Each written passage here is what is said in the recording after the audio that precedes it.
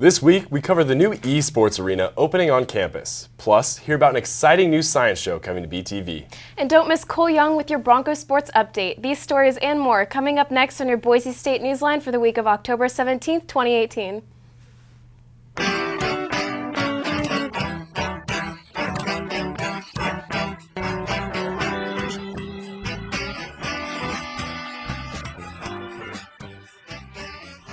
Thank you for joining us on this week's edition of Newsline. I'm Ben Kaiser. And I'm Remy Elise. Picture this. Leaning against a bus stop poles, headphones in, and sweatshirt shielding her from the frigid air, Sammy Fulner, a sophomore computer science major, waits eagerly for the Gray Line shuttle. Running later than usual for her computer science class downtown, miraculously, she arrives on time thanks to the speedy new ride. As reported by Taylor Ricco-Pickerel of the Arbiter, the Gray Line is a brand new addition to the Boise State campus. Introduced on January 22nd, the Gray Line takes students to stops both on campus and downtown. As compared to the slower orange route, which travels clockwise and has 14 stops, the gray route runs counterclockwise and has only 8 stops. The gray route was created to decrease the overflow of the orange route, according to Christine Boyles, active transportation manager for the Department of Public Safety. Since Boyles joined the team 3 years ago, the total number of shuttle riders has increased from roughly 3,000 to about 30,000 a month. The Gray Line shuttle runs throughout prime class time for computer science majors, starting at 9:30 a.m. and ending at 5 p.m. The Gray route has stops at Front Street and Grove Center, dropping off right by Winco and a block from Trader Joe's. That allows for students without a car to easily get groceries. In an effort to increase ridership and reach the younger student demographic, the Department of Public Safety has promoted the new route on various social media platforms. They also have a shuttle tracker app to update riders on bus arrival times. Pretty soon, you'll be able to request a notification when the shuttle is 5 minutes from your location. An education on human rights is now more accessible than ever. An outdoor classroom has officially opened at the Anne Frank Human Rights Memorial. The classroom comes in the form of a technology kiosk with a large interactive tablet. Visitors can view 15 short videos, around 2 to 3 minutes in length, showcasing both tragedies and triumphs involving human rights. It took about 4 years of community planning and construction to make this happen and to honor a longtime social justice advocate in the process. The classroom is dedicated to Marilyn Schuler, the first director of the Idaho Human Rights Commission. She was always at the forefront of issues on discrimination or bigotry. Corey Cook, dean of Boise State's School of Public Service, described Schuler as an effective advocate due to her ability to collaborate and work across political divides. Cook told the Arbiter that, quote, "When Marilyn Schuler's name is mentioned, people smile and talk about all the amazing work she was able to do across areas where there's oftentimes division," end quote. Human rights was always one of Schuler's passions, as she was one of the founders of the Anne Frank Memorial itself. Candy is lining grocery store aisles, pumpkins are lining the streets, and people are lining up for a Boise tradition. Tonight we check out Farmstead, an outdoor fall festival just up I-84 that you might want to make part of your Halloween tradition. Well, it all started with the maze, which started back in 1997. This year it's all about famous potatoes. So there are a couple of famous potatoes out there, Mr. and Mrs. Potato Head. In the early days it was just a corn maze, and there was novelty associated with that, and that was it. And over the years, it's become more of a full round experience. The Field of Screams is very popular, especially with the young adult crowd. But a lot of times we'll have a group that comes and 2 or 3 people are really excited about the haunt, and 2 or 3 people are not. And so we're happy to have something for everyone as far as that goes. And if you're faint of heart, don't worry. Farmstead has got you covered with loads of other attractions. Meet Rusty, the very big beast. Climb on board the hayride, zip from hive to flower on the beeline, journey to the pumpkin patch to pick out the perfect pumpkin, and indulge in delicious seasonal favorites like turkey legs, fresh-baked cookies, and homemade fudge. And that's not all Farmstead has in store, as they've hinted at big plans for the future.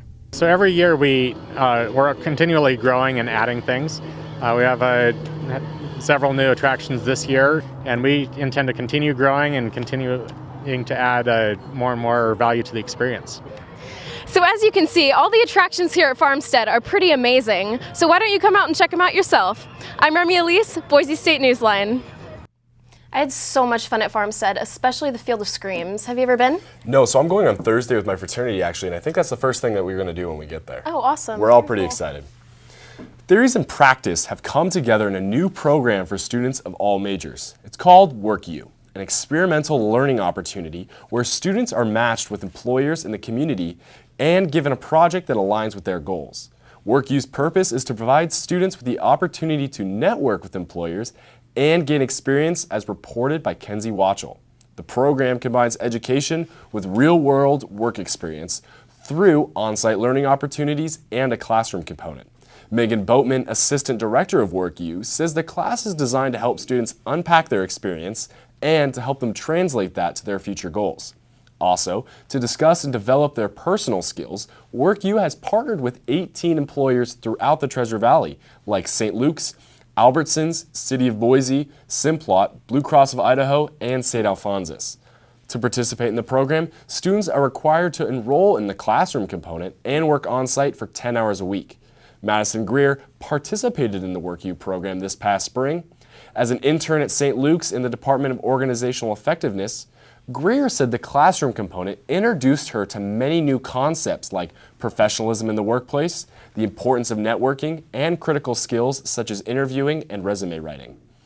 Currently, Greer is working for St. Luke's Health System as the Talent and Relocation Coordinator.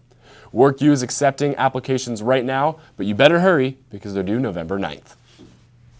Two local film organizations want to help students get their expensive media projects off the ground. Megan Schlesser reports Boise State's Idaho Film Collection and the Idaho Film Foundation are funding student grants for the first time. Ryan Cannon, Boise State film professor and IFF board member, recognizes the difficulties that come with choosing film as a storytelling medium. He says photography, film, video projects, they're expensive endeavors. We're hoping to offset those costs and to allow students to strive for something that's more ambitious than they have been able to previously. Director of the Idaho Film Collection, Mariah Herbeck, says that for both grants, panels will look at the student's entire application picture. So, the more solid the project, its description, and budget, the more likely it will be accepted. Herbeck explained that once a submission deadline has passed, all 7 members of the IFC board, consisting of Boise State faculty members from different departments across campus, will vote on which submissions are grant-worthy. The goals of these grants will differ based upon the goals of individual students and even some faculty projects. Applications must be submitted to Herbeck by November 12th. A new sport is blowing up on campus, and now it's getting a new home. Construction is currently underway for an esports arena on the 2nd floor of the Albertsons Library. But part of it is already in operation by players for practice and competitive events. Head coach Chris Haskell says esports teams are trying to play schools according to the Boise State football schedule. BSU's 3 teams, Overwatch, League of Legends, and Rocket League, had home games against the University of Nevada last Saturday. Tomorrow, the Overwatch team has a home match against Colorado State. Then, the Rocket League will face off against Colorado State as well Saturday, October 20th. These matches can be viewed in person or on their Twitch channel, twitchtv.boisestateuniversity. And the new arena will host its official grand opening January 17th through the 19th. And for our other sports teams, we seem to have risen from the depths of depression. Couldn't have said it better myself. A trip to Reno led to redemption for Boise State football. Here's Cole Young with a recap. Redemption it is indeed. After a disappointing home loss to San Diego State, the Broncos bounced back with another hard-fought victory to be proud of. Boise State defeated the Nevada Wolfpack down in Reno 31-27. The offense looked a little shaky, turning the ball over 4 times on 3 interceptions and 1 fumble.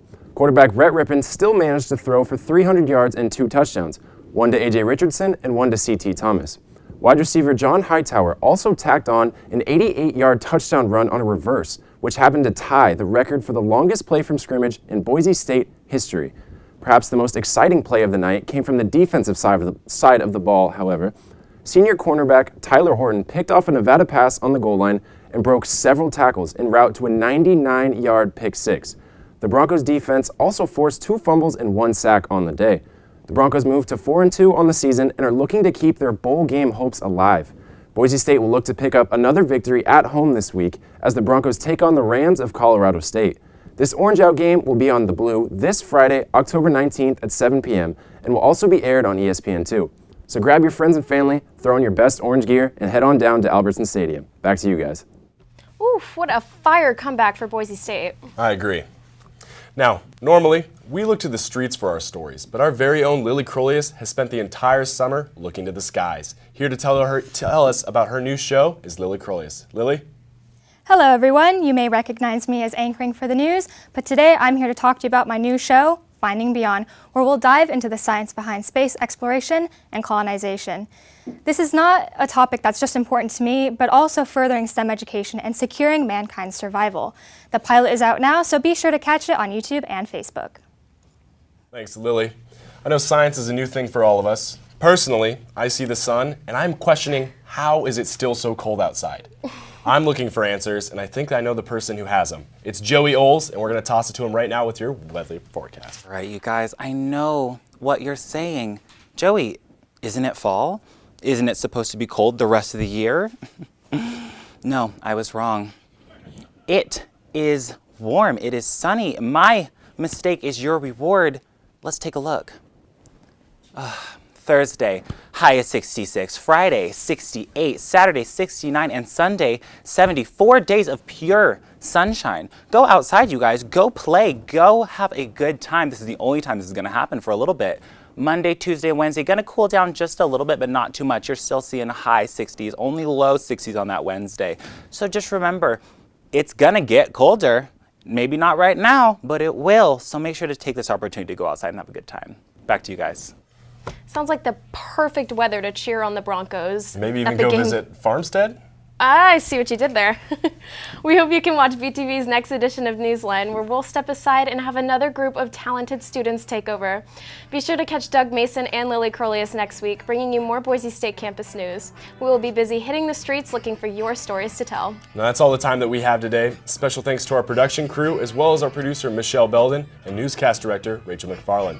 Thanks for joining us. I'm Ben Kaiser. And I'm Remy Elise. Thank you so much for watching, and we'll see you all next time.